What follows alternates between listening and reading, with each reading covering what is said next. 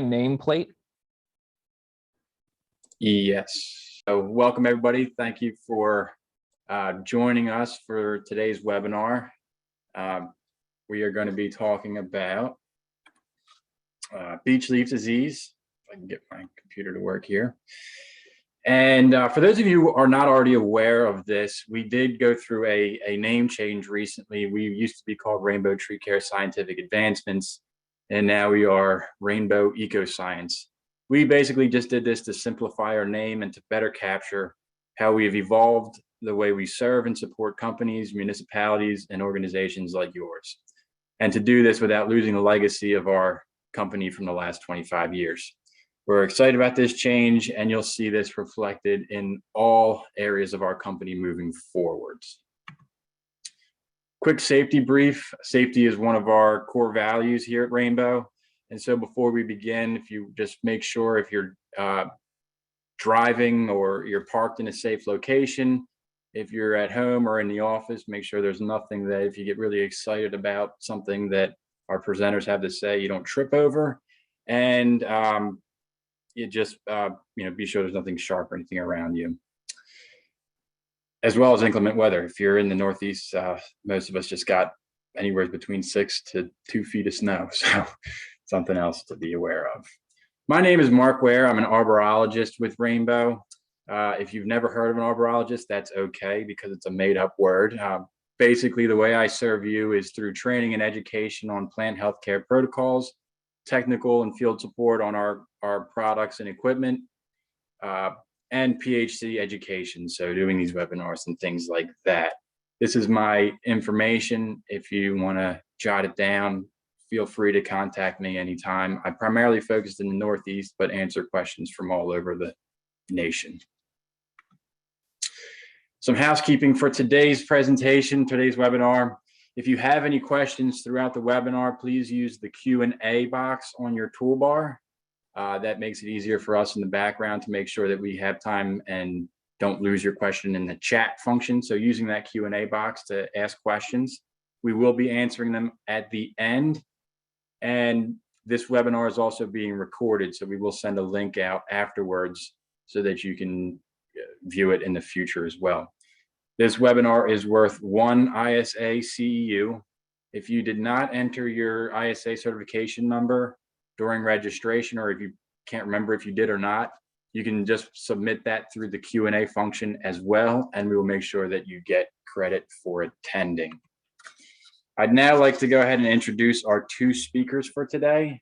First, we have Dr. James A. LaMondia, who earned his PhD in plant pathology at Cornell University.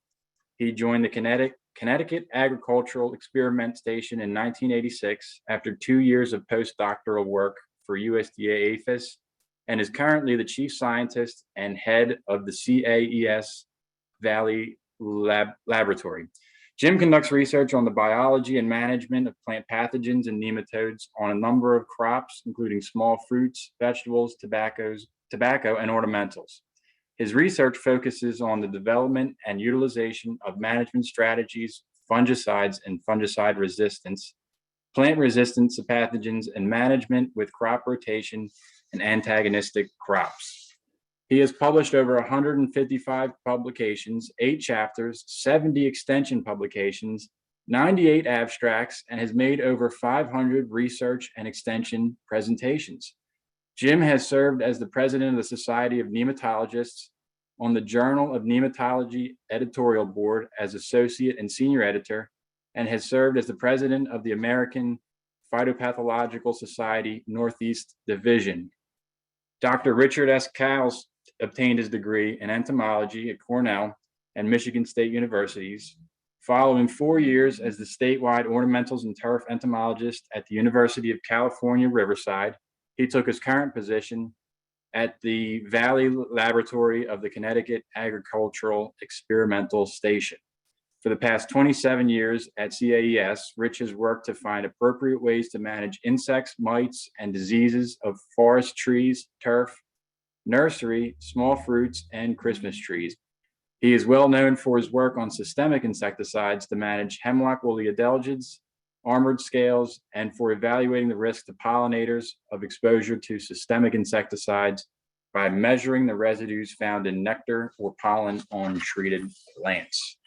And with that, we are ready to go ahead and get started.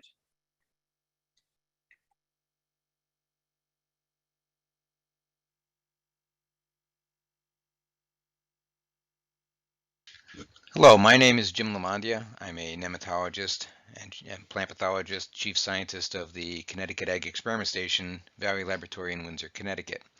Dr. Richard Cowles, our research entomologist, and myself are going to present a little bit about what we know and don't know about beech leaf disease in Connecticut.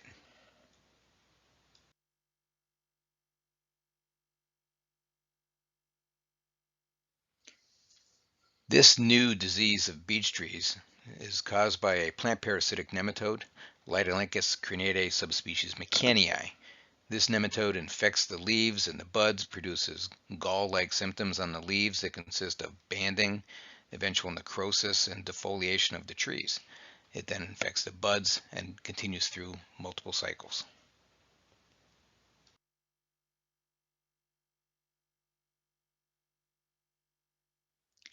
The topics we're going to cover through this talk are: what is this disease? How can we recognize it? What does it do to the trees? Where do we think it came from? How is it getting around and spreading? And finally, what do we think we can do to try to control this?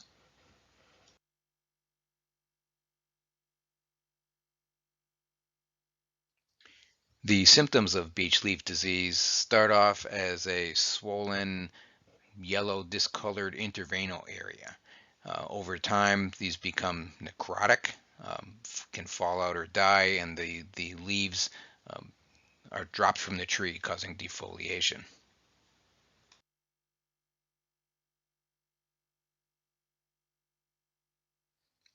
The banding symptoms on the leaves are most readily seen from underneath the tree, looking up at backlit leaves with the sky. You can see the darker bands. If you then look at those leaves more closely, you'll see the symptoms seen on the previous slide. They can be distinguished from other symptoms that might be present, often in combination, such as on the top right, in combination with anthracnose. You can see the symptoms of the beech leaf disease, nematode infection on the top part of that leaf, and the circular brown necrotic areas with the little yellow margin of anthracnose on the bottom part and scattered throughout the leaf.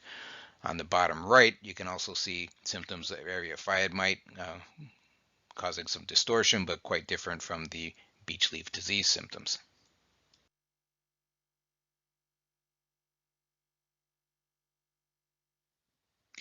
Other symptoms that might be confused with beech leaf disease would be the yellowing, cupping, and leaf distortion seen here from resulting from infection by feeding by beech blight aphid, also known as the boogie woogie aphid.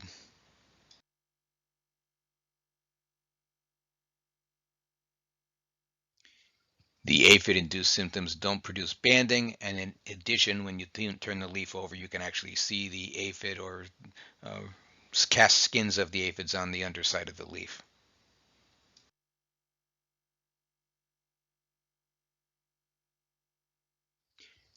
To examine the impact of beech leaf disease on a beech stand, took some photographs of an affected area and an adjacent uninfected area. So this would be 30 yards from the focus where there was a significant amount of BLD, and you can see the canopy backlit against the sky.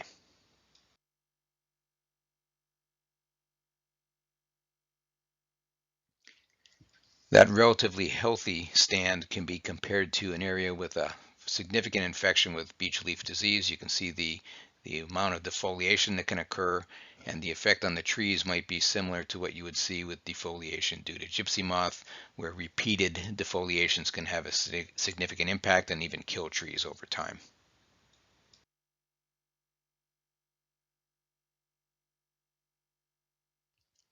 The plant pathogenic nematode which causes this destruction is a microscopic roundworm, shown here. This is an adult female. You can see the anterior head section to the left with this needle-like stylet at the end, which it uses to pierce plant cells and feed on the contents.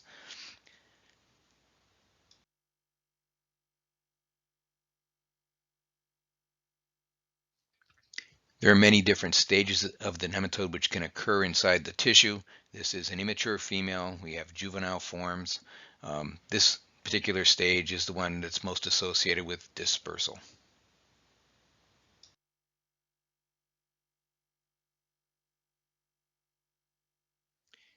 And then finally, this is an adult male. To give you an idea of the size of these microscopic worms, the slide top to bottom would be about the same diameter as a human hair under the same magnification. So these are very tiny animals that can only be seen under the microscope.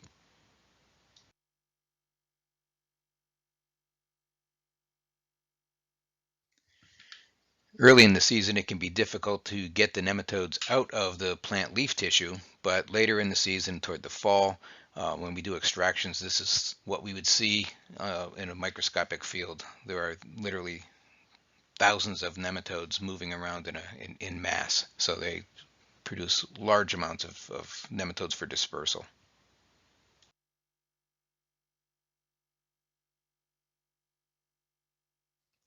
So one of the questions we get asked is, where did this problem come from? It really is an unknown origin. In 2004, a similar pathogen was described in Japan.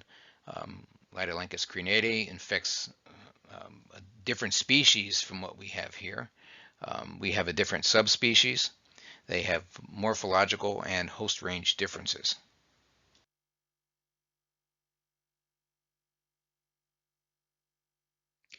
The subspecies that occurs in North America, again, has different sizes in comparison to those in Japan and a different host range. It can infect American, European, Oriental, and Chinese beech.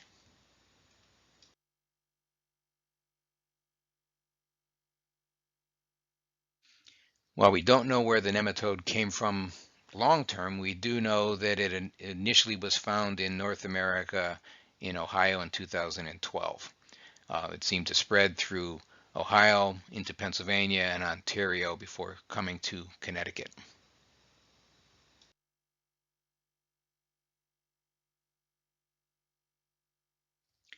In 2019, it was found on Long Island, and for the first time in Stamford, Connecticut. In 2020, it moved along the shore, or at least it was found along the shore in Connecticut, Rhode Island, and Massachusetts.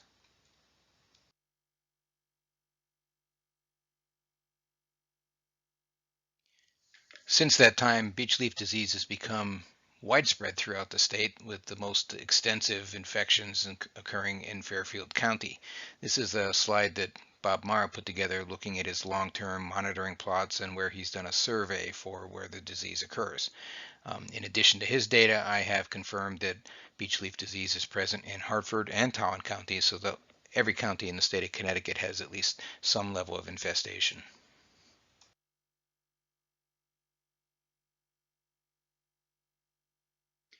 This slide shows the distribution of beech leaf disease on the left and the distribution of beech in North America on the right. We can only hope that it doesn't expand its range to infect beech throughout that distribution.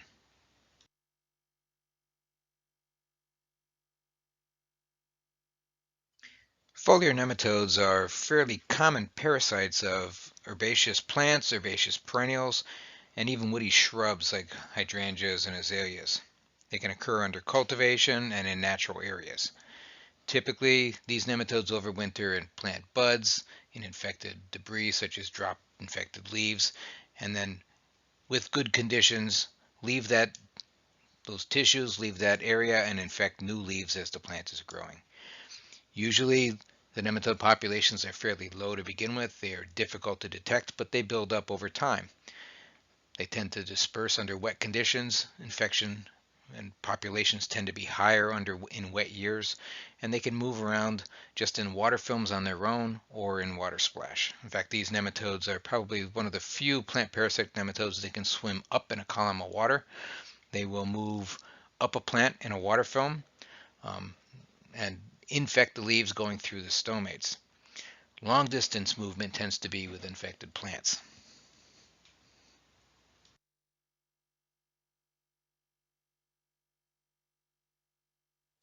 We first found pretty severe beech leaf disease in 2019, and it's not too surprising that the fall of 2018 was very wet.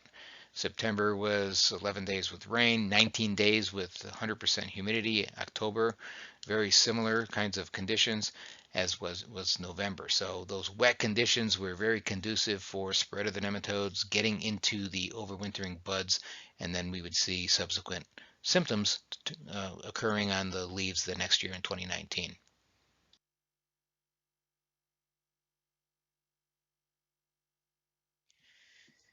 Beech leaf disease nematodes, just like other foliar nematodes, overwinter in the buds. Those symptoms are observed on the leaves as they grow out from those buds. Usually those nematode populations are very low. The nematodes are dispersed in the symptomatic tissue or around the symptomatic tissue. They're hard to detect. Most of our detection techniques rely on the nematodes leaving the tissue. Often that happens when they're overcrowded and the cells are dying, but under these conditions, it's a place where they don't want to leave. They've got a lot of food there, and conditions are good for them. Over time, those populations build up. The tissue becomes damaged and necrotic, and it's easier to extract them from the tissue. Typically, those symptoms that occur right after the leaves emerge are the only symptoms that you see that season. As populations increase, they disperse in the fall and then move back to the buds right about the time that the nuts are being produced.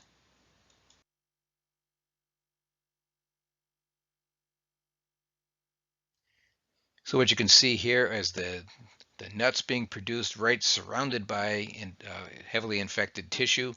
Nematodes would be emerging under wet conditions. They're in their dispersal phase.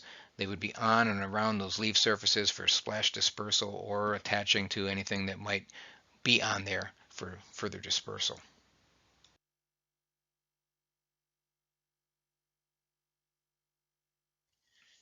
So that leads us to think about blue jays, other mast-feeding birds as possible means of moving these nematodes around, not just from tree to tree or from within a tree canopy, but a little bit longer distances.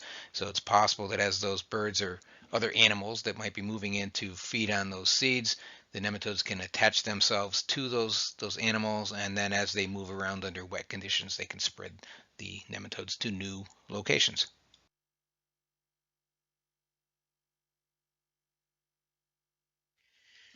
So one of the things that we notice as nematologists is that foliar nematodes move faster than most plant parasitic nematodes. They're generally more efficient at holding on to surfaces. We've also noticed that this particular nematode is the most difficult we've had to work with yet to clear from sieves. When we extract nematodes and collect them on the sieves, wash them into a counting dish, we usually rinse those pretty sufficiently to get all the nematodes off so we don't get cross-contamination. This nematode is very difficult to do that with. We've had to wash this 7 or 8 times sometimes to clear these before we get negatives to move on to the next sample. So this ability to hang on to things, when you think about this, it may be an aid for them staying in the canopy if they're washing out of trees and trying to catch onto leaves in the lower canopy, the understory. And also it may help them with being vectored if they latch onto birds or squirrels or whatever else may be moving through that canopy under wet conditions.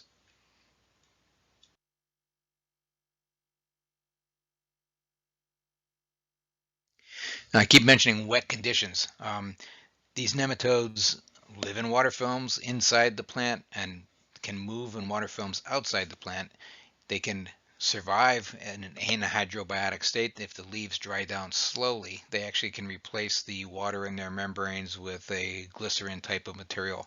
But if they dry while outside the leaf, they're going to die pretty quickly. And the same would be true if they're on an animal. So if they get onto a wet bird and it flies around, they've got to get down then into another plant before they dry, or they won't make it, which is why wet conditions are so important.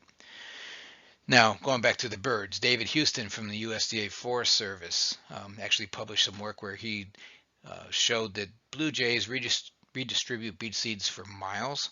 They actually are involved in distributing different types of beech bark disease resistance around, and they can have impacts on even bear populations. There was also a Canadian study that showed that beech seed availability was associated with blue jay migrations, and I don't typically think about blue jays migrating, but apparently they do.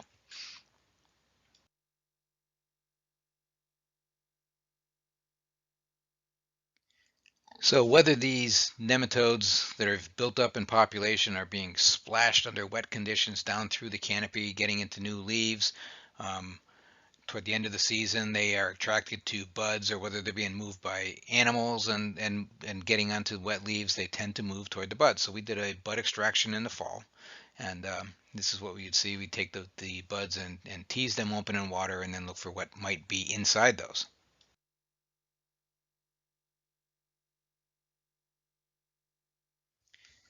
And what we find is that what these nematodes are attracted, they go into the buds. They don't just sit and wait for the winter to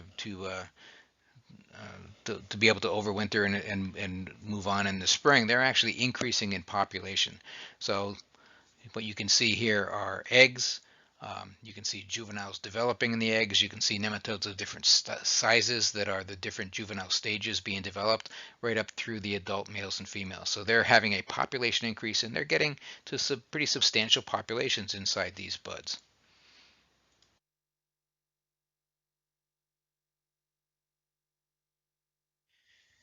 So while the nematodes can move up the stems and move a little bit up the plants in hostas or azaleas, I doubt very much they're going to be able to move from ground level fallen leaves up the trunk of a beech tree to the top of the canopy.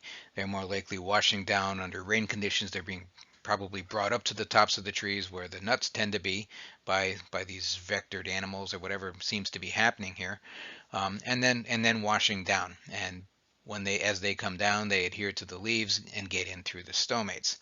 So when you start thinking about the lower canopy, are they only infecting beech trees, or what else is going on? Are they on other plants? It's an interesting question.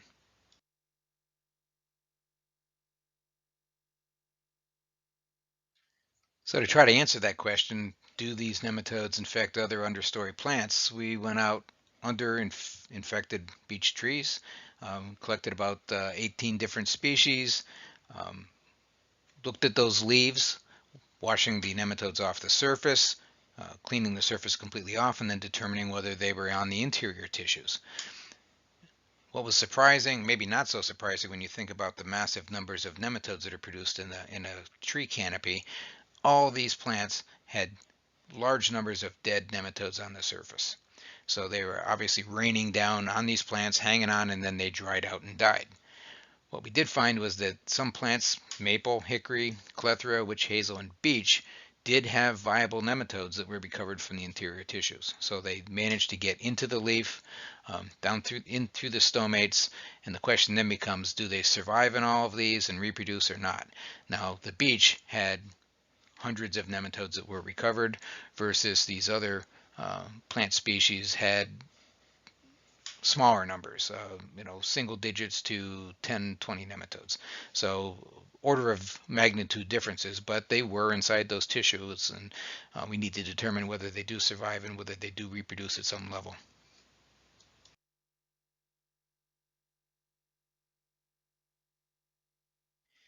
So in addition to just looking at possible host ranges, what else is being done in terms of trying to manage or understand what's going on here? Dr. Bob Mara, he's the experimentation forest pathologist, is looking at the distribution of this nematode across the state. He's developing microsatellite markers to be able to look at local populations and track sources of dispersal and how far they may move. And he also has long-term plots looking at the effects on trees.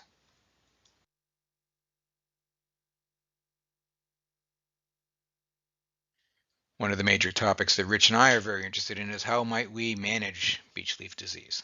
Foliar nematode diseases are extremely difficult to manage even in herbaceous perennials, never mind in a forest situation, but perhaps we can do something where we manage beech trees as ornamentals on properties. So we set up a series of experiments.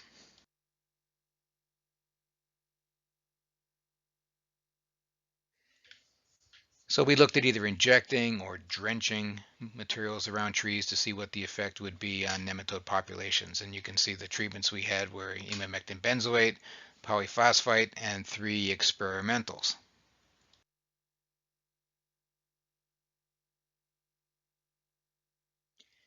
And then these materials were either drenched by pulling back around the crown of the tree and drenching the material in a certain rate per dBH of the tree around and covering it back up.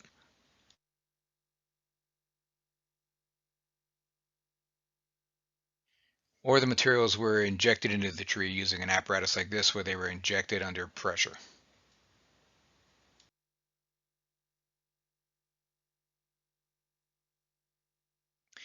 Now we did these treatments in the fall when the nematodes were in their dispersive phase.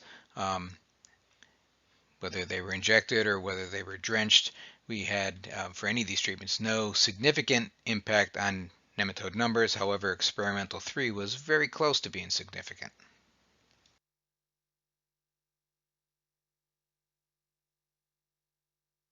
When we compared the number of nematodes that we recovered from leaf tissue between the injected experimental 3 material versus an untreated control, we had a higher percentage of leaves that had lower populations. So 40% of the leaves were less than 100 nematodes per gram of tissue, where with the untreated control, only 10% were even less than 500.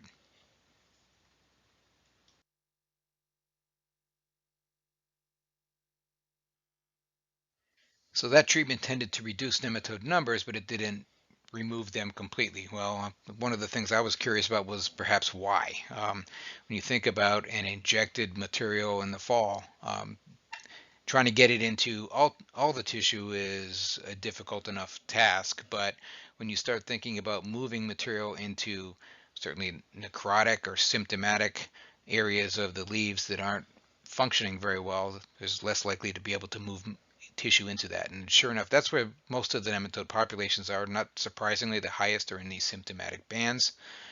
Symptomatic leaves in the areas without bands still had pretty high populations, and even the necrotic tissue still had viable nematodes in there that were still coming out over time. The leaves adjacent to the symptomatic leaves that didn't have tissues had essentially no nematodes, and the buds had an average of 160 nematodes per gram of tissue, and those will likely increase through the fall and into the winter.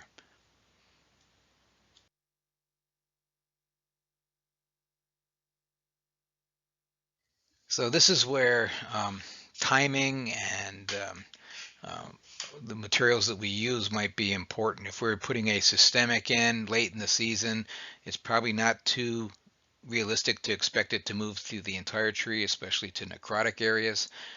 Is there a timing that we can use to protect the buds? We need to do significant work to determine what the best time to try to control these nematodes is, and as well as the best approach and the best materials that we might be able to use.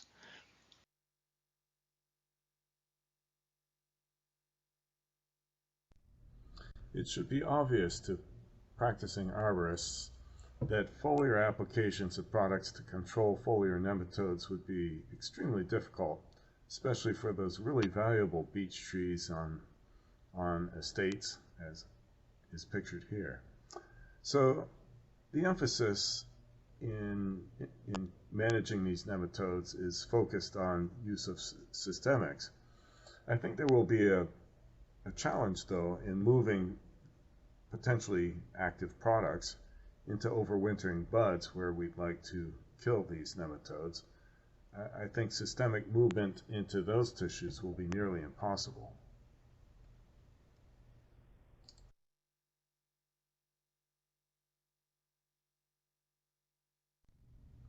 And to tell you the reason why I believe so, it requires a little bit of a tangent here and discussion of movement of systemics into tissues of maple trees that was experienced in efforts to control Asian longhorn beetle with quarantine programs around New York City.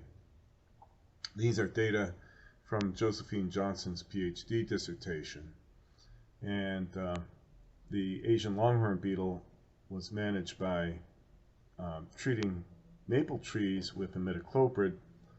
The beetle then would be feeding on the foliage tissue and consume enough imidacloprid that they simply drop dead on the ground.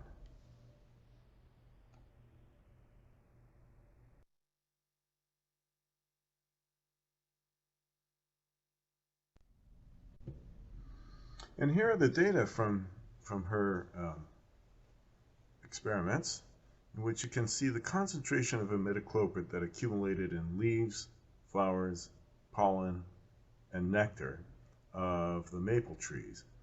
Essentially, what it's telling us is that the neonicotinoids, or any other systemic, is principally going to move with xylem sap.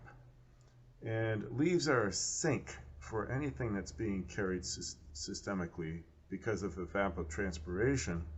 There is a lot of water that's taken through the xylem that ends up in the leaves. A lot of that water evaporates during the process of photosynthesis, and so the solutes that were transported systemically to the leaves are left behind. And so you see continual concentration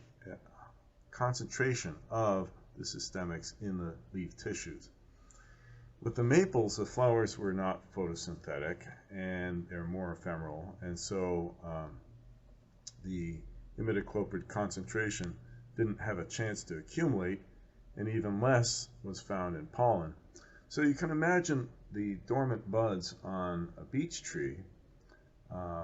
They're not photosynthetic. They're going to be similar to the pollen in the maple example.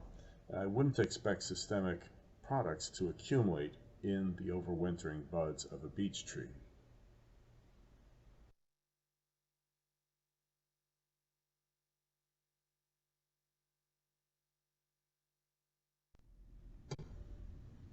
So essentially, getting systemics into buds will be very difficult. Anytime that there is actively photosynthesizing leaves, they would be the sink for systemic products. If there's a competition between a molecule moving in the xylem going into a leaf that's photosynthesizing versus into a bud that's forming or is dormant, then you can expect that the product would go into the leaves rather than the buds. So really the only way that I can foresee getting a large concentration of systemic product to target these nematodes, beech leaf disease nematodes, will be in the early spring when the leaves are expanding from the buds, and that's before there would be extensive tissue disruption caused by the nematode feeding, which also could disturb the movement of the active ingredient to where the nematodes are feeding.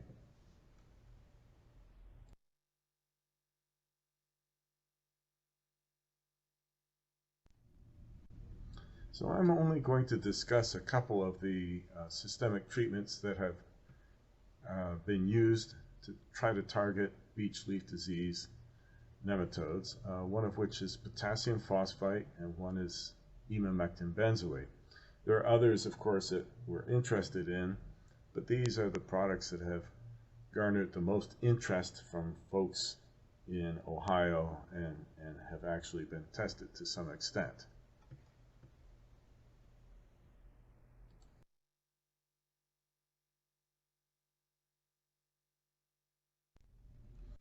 And I think it's really important to distinguish what the difference is between phosphite and phosphate. The products that are used in pest management for protection against diseases of various sorts are made with potassium phosphite, which is a potassium salt of phosphorus acid.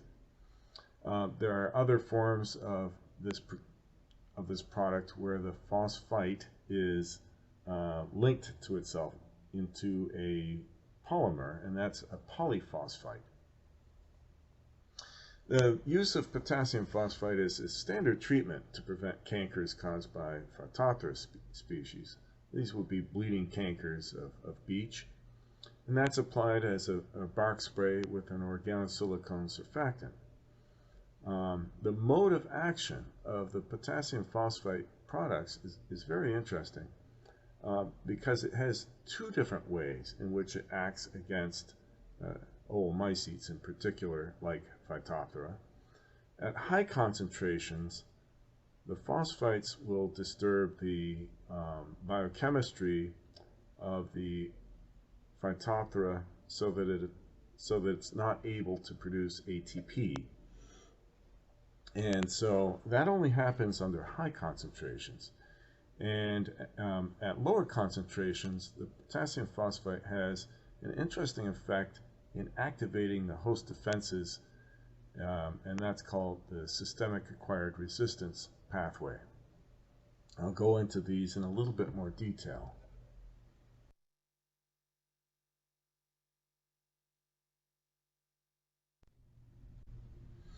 This slide is important because it shows the difference between phosphate and phosphite in biological effects. Phosphate is on the right, labeled B. Phosphite is on the left, labeled A. The chemical structure is given, and what's important to and distinguishes these two molecules is that the phosphite has an oxidation state of +3. The phosphate has an oxidation state of +5. This makes all the difference chemically. It's like or analogous to the difference between carbon dioxide and carbon monoxide, which have very different physiological effects. Now the phosphate, which is shown on the right, had no effect on the growth of Pythium, which is an oomycete, whereas the phosphite, which was present in the petri dish on the left, interfered with the growth of the Pythium. And this is at a high concentration in the medium, and it's basically messing up the metabolism of the Pythium so that it has a deficiency of ATP.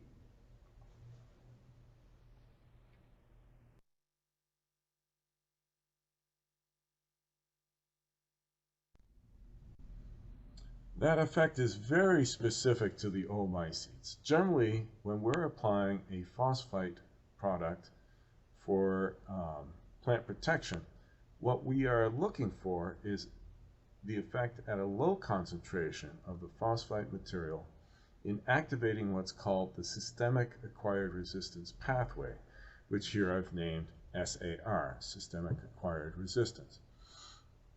And the way that it works is specifically that the phosphite will repress a repressor, which means it takes the foot off the brake in the production of salicylic acid within the plant.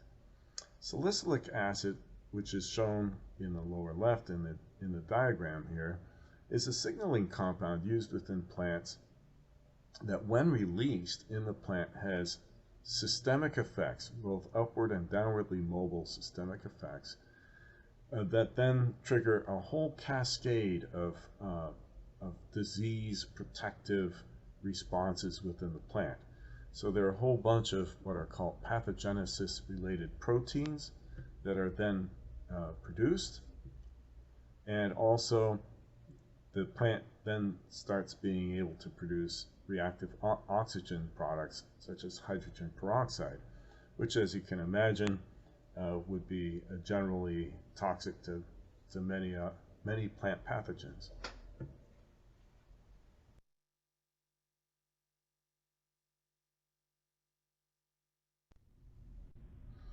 And it's really interesting to see one paper published by a team working in Israel found that potassium phosphite can indirectly affect nematodes. And these were cereal cyst nematode and Maryland root knot nematode species that were affecting either wheat or oats. And what happens is that these particular nematodes, their feeding will induce the production of specialized structures within the plant on which they continue to feed. So it's almost like the formation of a gall. And the presence of potassium phosphite will indirectly affect the nematode development, because those specialized feeding structures then are essentially destroyed in terms of their function for supporting the nematodes, and the nematodes aren't able to survive and then produce eggs.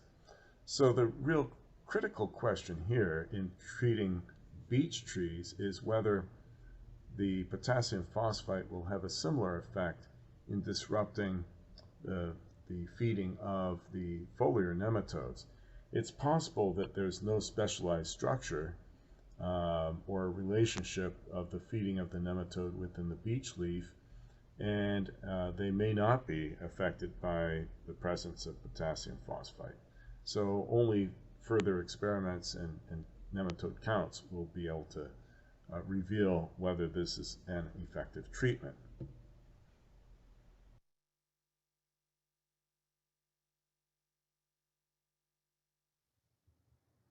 I'd like to share with you how phosphite products are being used. Arborists in Ohio claim that they've seen benefit for treating beech leaf disease infected beech trees with this kind of a product, but there aren't any quantitative data or replicated trials to show that this product is effective. So a number of groups are going to be testing this material. This is a protocol that was shared with me by Dr. Dan Herms. He's the Vice President for Research at Davey Tree. It's a protocol that they'll be using with their trials this year in Ohio, and we are going to be using that same protocol for our trials in Connecticut with a slight modification. The treatment involves 2 soil injection applications per season, with the first application in early June, followed by another application in mid-August.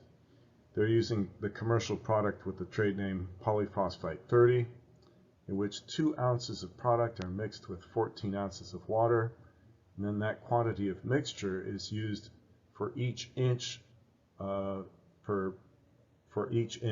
diameter of tree. Now, Jim LaMondia and I have discussed this, and we're thinking that early application timing might not really be optimum.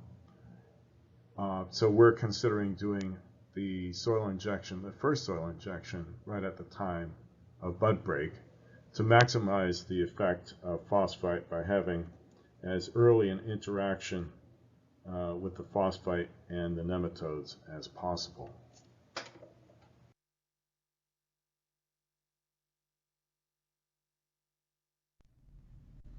My opinion about the phosphites is, even though we don't know how effective it might be, it's a matter of kind of like first do no harm. The product has very low environmental impact.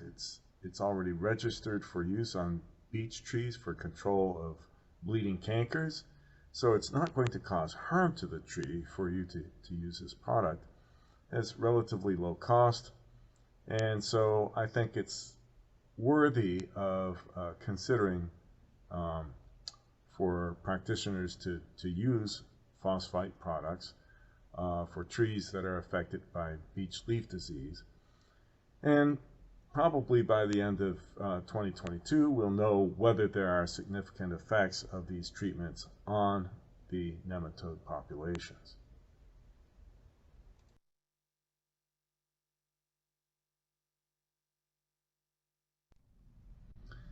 There's been considerable interest in use of other treatments.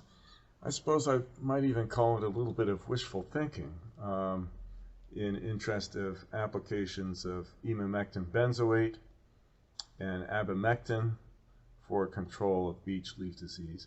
Now, certainly for abamectin, there have been trials against other foliar nematodes, and repeated foliar applications can have a fair effect in suppressing their populations. So it stands to reason that systemic applications could have an impact on foliar nematodes and beech leaf disease nematodes. Abamectin benzoate is a product that, of course, is commercially available and registered for use for trunk injection into trees for control of, let's say, emerald ash borer. But unfortunately, it appears to me, based upon evidence from Andrew Lloyd at Bartlett Tree Care, that there's no measurable effect of the injections of abamectin benzoate against beech leaf disease nematodes. the nematode numbers were not affected by treatments, and this is based upon extractions of nematodes and counts from replicated randomized experiments. What I find to be a great pity is that another active ingredient in that same class of compounds is ivermectin, and that's of recent fame for people thinking that it might have value for protecting against infections from COVID-19, which it has no activity, but it's known to be extremely strongly nematicidal, and unfortunately it's not available for us to test as a systemic treatment to protect against beech leaf disease. It's something I wish I could get my hands on for a trial, but is not available.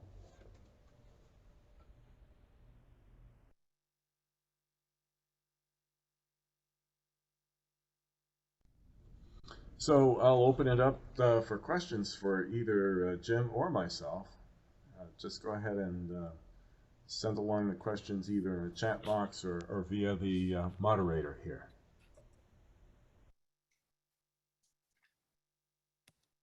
Great.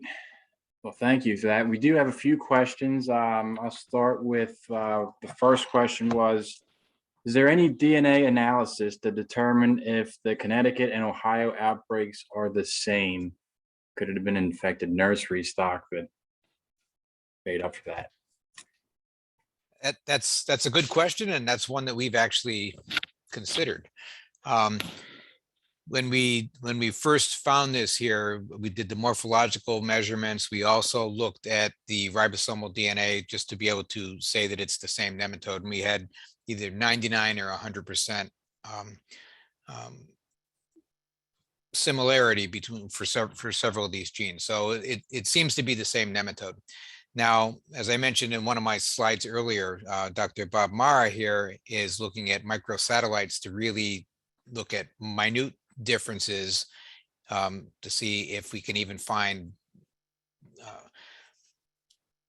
different types within the state and how they move around, and maybe to see a little more about are there differences between the nematodes in different states.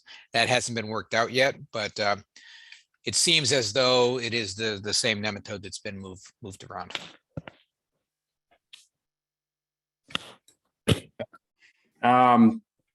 We had a question. What is the method of infection? Do they travel on winds or animals? I think we touched on this with the blue jays a little bit, but maybe there's a little more. Well, they move in locally in water splash, or in just in a water film. Now, so if you think about a wind-driven rain, you know, they can move some distance from the top of a beech tree in wind-driven rain. But for longer dispersal, I think it would have to be by some type of vector, and people have been looking at anything from animals to insects. One of the questions, as I mentioned just previously, was perhaps if there's another species that might be infected, you know, might have been moved in nursery stock, who knows?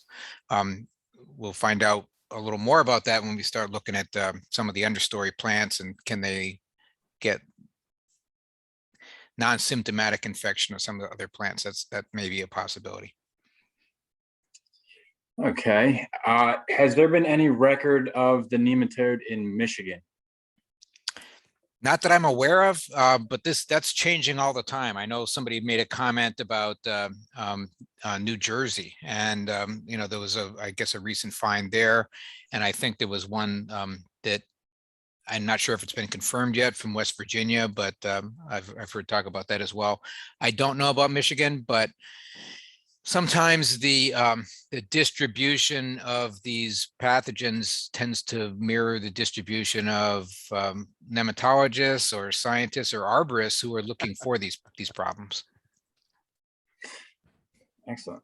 I think this was the beginning of Dr. Cowles' presentation, but the large weeping beech picture, was that from the Bayard cutting arboretum? I'll admit, I grabbed that from the internet. I didn't want to, you know, put a particular tree that I know very well. I just grabbed one from the internet. So I don't know where that tree was photographed.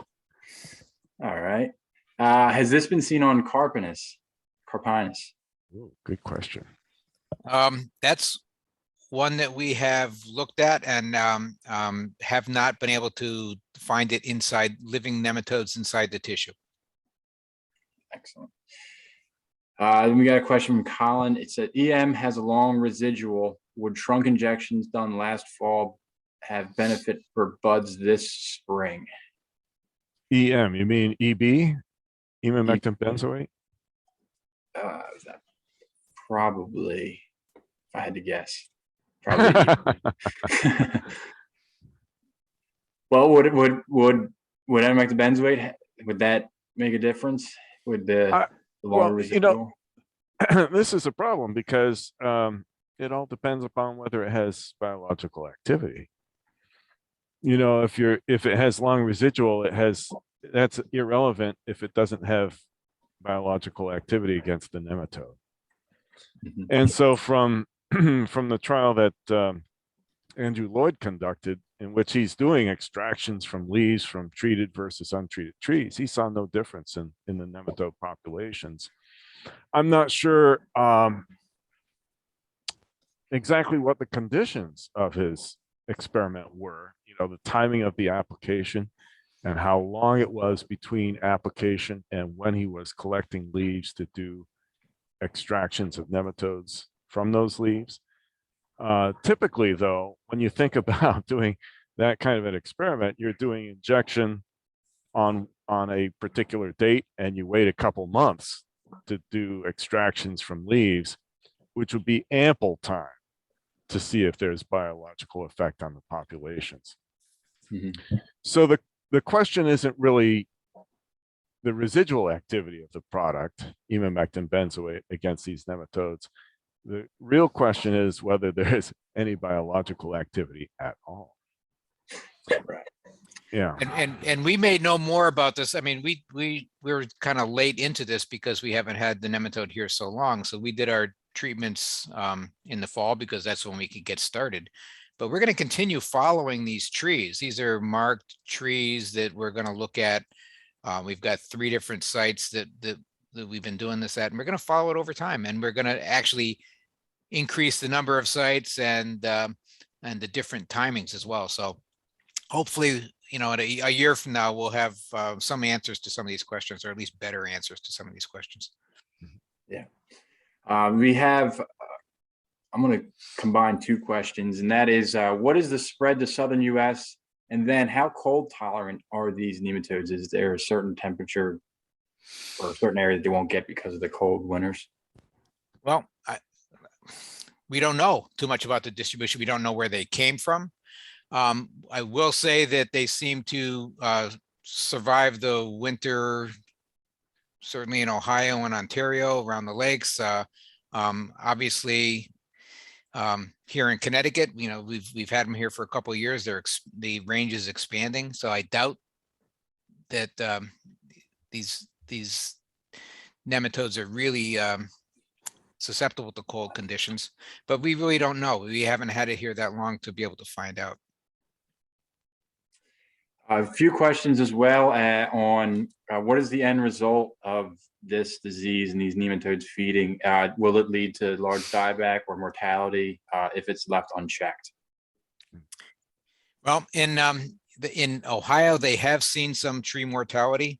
Some of the higher populations that I've seen in some plots in Rhode Island have been some of the worst, and those trees have not looked very well. We'll see how they come out this spring, but I suspect it's probably going to have a similar impact to something like gypsy moth. Just where the continued stress and defoliation of the trees, again, depending on environmental conditions, can have a big impact on the survival. What do you think, Rich? Well, first of all, I'm going to correct your language because it just was made public by the Entomological Society that the new name for gypsy moth is going to be the spongy moth. Okay, spongy now, moth. I don't like I've that, never heard but that. because the G word is considered to be an ethnic slur by many. So, Okay. yeah. So my expectation is that we'll be seeing tree mortality probably 3 to 5 years if the nematodes continue to reproduce. You know, with the level of defoliation that we were looking at in trees, of course, that's later in this, somewhat later in the season. So perhaps those trees will have stored some photosynthetates, but usually the leaves are falling before the trees would have had a chance to fully sequester the photosynthetates and store those photosynthetates in the roots. And that's a pretty deadly thing to be doing to a tree, especially with 2 or 3 years in a row. If that happens, it would be just on par with what you would see from spongy moth defoliation of these trees. Okay. Are there any trials with abamectin planned for this year, foliar or other applications? Yes, trunk injection. Trunk injection, Yeah. which leads beautifully into the next question: is injecting or bark drenching phosphite as effective as soil injection? Well, we're looking at least with the protocols from Dan Herms and Davey Tree, and I think also from Bartlett Tree, they're looking at a couple applications of the phosphites. So that kind of takes trunk injection off the table. Because if you're doing 2 applications per season, you're going to be killing the trees with drilling holes in them if you're using a trunk application and applying that frequently. Mhm. So it then becomes a matter of choosing whether you're going to do a bark treatment or a soil application. Bark application is a pretty effective way to get phosphites into trees, but for some reason, you know, the quantity is just so great for the phosphite that's being applied that we're going for soil application.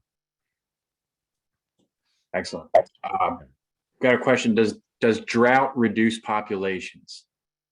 I would say yes, because they move between leaves, from the leaves to the buds in water films, and most foliar nematode diseases are dependent on wet conditions. And if you can control the environment, you know, for ornamentals, controlling irrigation, reducing the amount of leaf wetness can have a significant impact on nematode populations. I think it's going to be the same here, where some of the places where we've seen the worst damage have been in wet locations along rivers and swampy, wetter areas, or in years with wet conditions as well. So I suspect it will be an up and down population, depending on whether the conditions are right for dispersal from infected leaves back into other leaves or to the buds.